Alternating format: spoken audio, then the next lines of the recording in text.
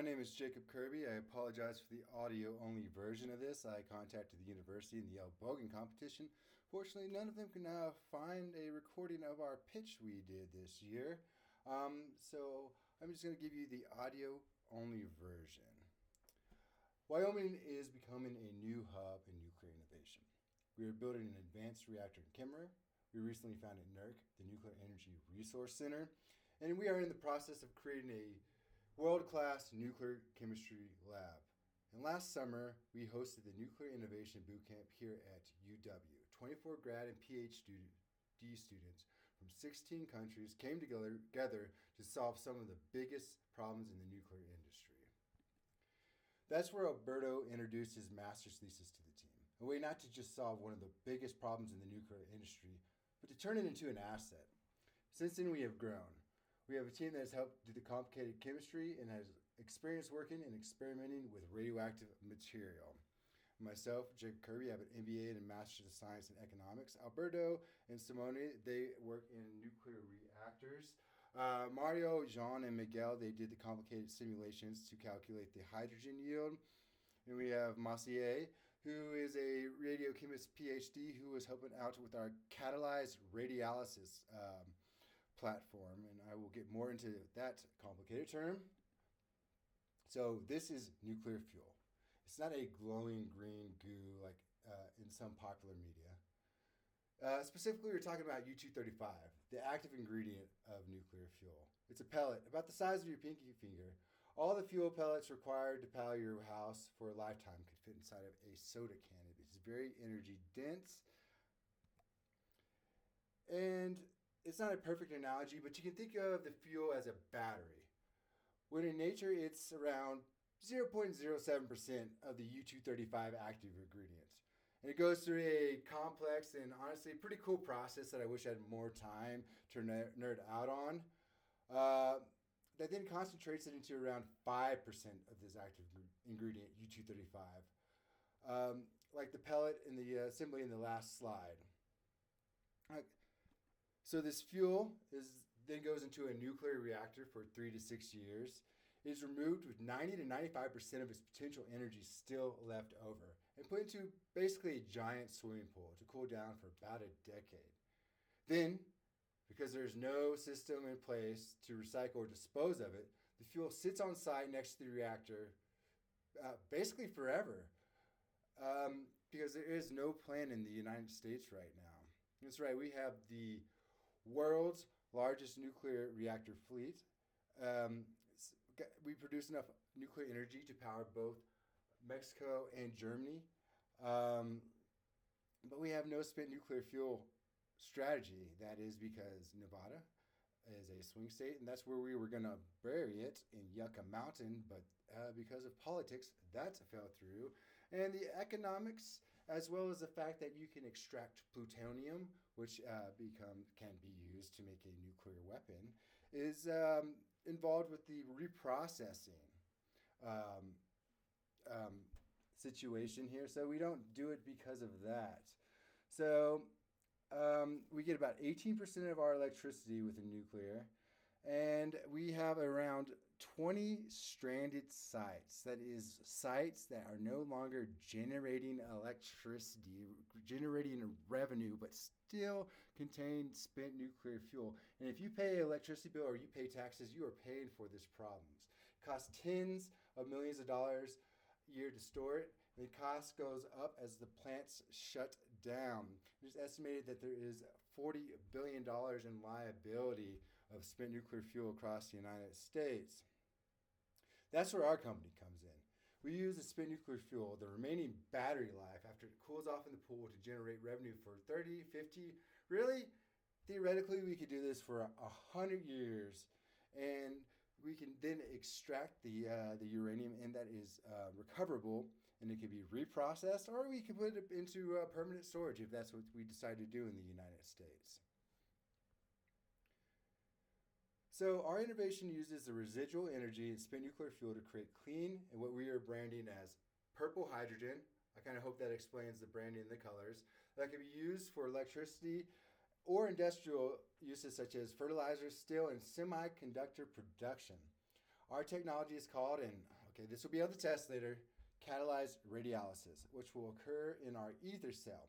And this is a device that we want to manufacture here in Wyoming. And we are hoping to do it in Laramie, Wyoming. Um, and it connects to the cask where spent nuclear fuel is stored and allows us to mix water in our proprietary chemical blend with the spent nuclear fuel. And this is what catalyzed radiolysis is. Take notes for the tests. Spent nuclear fuel naturally emits radiation, which can split water into oxygen and hydrogen gas.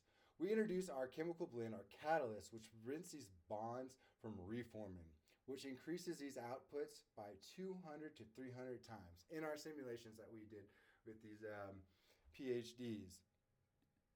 And that means when we connect our device to a hydrogen fuel cell, which creates electricity by turning the hydrogen and oxygen back into water, we can turn spent nuclear fuel and water into a battery. Pretty good battery too. We have enough fuel and storage to power Denver, Miami, and Portland, Oregon at the same time. And remember, this is for up to 50 years, passively. The only feedstock is water. You input water, it interacts with the catalyst and the spent nuclear fuel. And then in a hydrogen fuel cell, it recombines the oxygen and hydrogen, and the output is water. So we are turning something that utilities spend millions of dollars on storing into a revenue generating asset. And at wholesale prices, we predict that we can make up to $5.56 billion a year in total market size. Because we are using existing infrastructure, nuclear fuel that has been cooled down, we conduct our reactions in less extreme conditions when compared to something like a small modular reactor. We believe we can get to market relatively quickly after a casting fusion. And that's where we need your help. We have eyed some Department of Energy, Department of Defense, and National Science Foundation grants that we believe we genuinely qualify for. We have a bunch of scientists and economists and engineers, but we do not have anyone with grant writing experience, and we are hoping to use your funds, the funds that the state generously helps us procure, to get someone with grant writing experience to pursue grants to get this $30 million of funding so that we can do our demonstration at the Idaho National Laboratory. We are currently in talks with them. We have our test lined up. We are trying to get a solid price for how much it will cost. But again, we need grant writing help. We are able to collect pretty good margins with this device. It ends up paying for itself in, we believe, under 20 years. We predict a net profit per ether cell about $3 million. The electricity it will produce a year will be worth just under $1 million.